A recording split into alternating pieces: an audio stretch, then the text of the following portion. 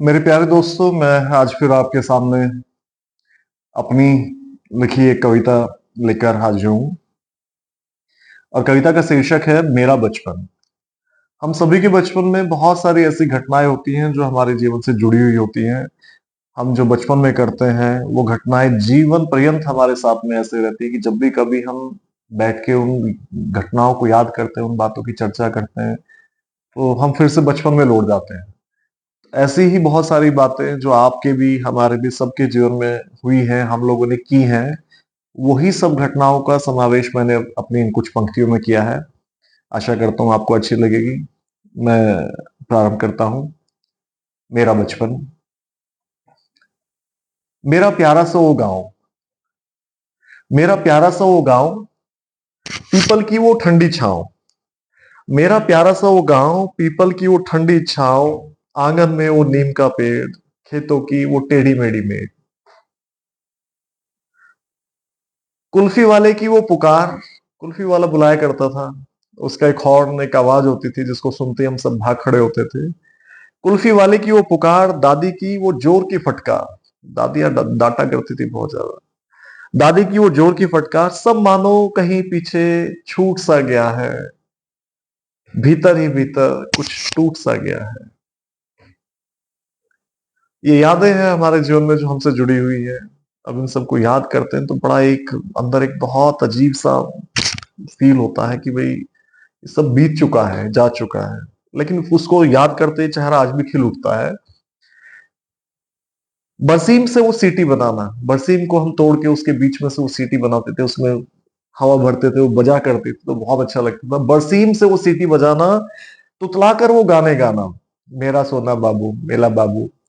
तुतलाकर वो गाने गाना, तोते के झूठे आम वो खाने, बापू को सुनाने वो नए बहाने। कहीं बाहर निकल जाए तो कोई बात बतानी हो तो क्या बहाना सुनाना है आज बापू को, ये सोच के चला करते थे पहले से।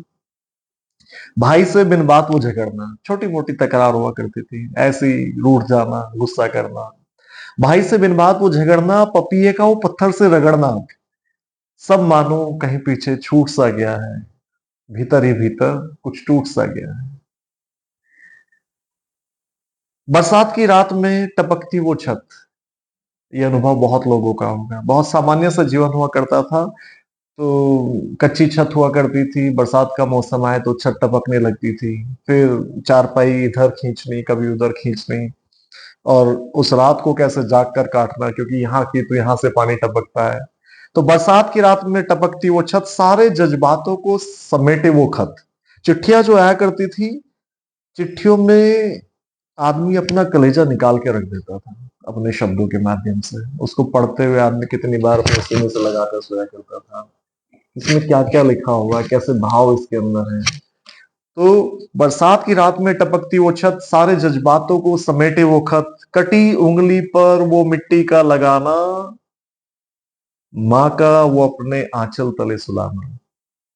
कटी उंगली पर वो मिट्टी का लगाना, माँ का अपने आंचल तले वो सुलाना। दूध देती वो लात मारती बछिया, दूध देते समय बछिया बहुत लात मारती थी, उसके पैरों को बांधा जाता था। दूध देते वो लात मारती बछिया, चुरा कर खाना वो आम कचिया, सब मानो कहीं पीछे छूट सा गया है, भीतर ही भीतर कुछ टूट सा गया है। और क्या क्या यादें हैं। चाचा के संग मस्ती में वो मेला घूमना, चाचा का हाथ पकड़ कर साइकिल पर बैठकर उनके साथ मेले में घूमने चले जाना। चाचा के संग मस्ती में वो मेला घूमना, परीक्षाओं में माँ का वो माथा चूमना, माँ माथा चूम के परीक्षा में भेजती थी, जा बेटा बहुत अच्छे से अपनी परीक्षा लेके आना।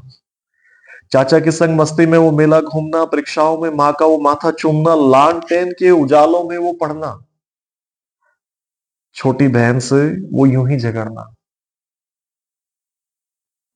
और शादी में नागिन बनकर वो नाचना, धरती में लेट लेट के नाचते थे नागिन बन के। शादी में नागिन बनकर वो नाचना, चिट्ठी का वो जोर जोर से बांचना, जोर जोर से पढ़ा करते थे, एक एक शब्द को ऐसा उसमें पूरा फोकस होके जोर से उसको पढ़ना।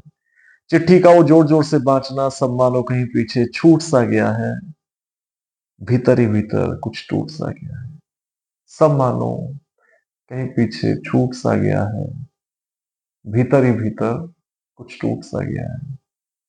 बहुत धन्यवाद।